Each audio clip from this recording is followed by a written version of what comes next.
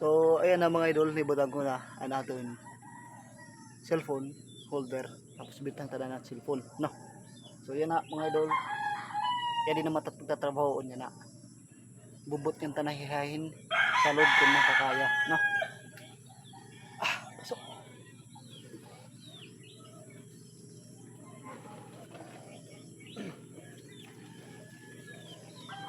Yung kakat-kat ya mga idol,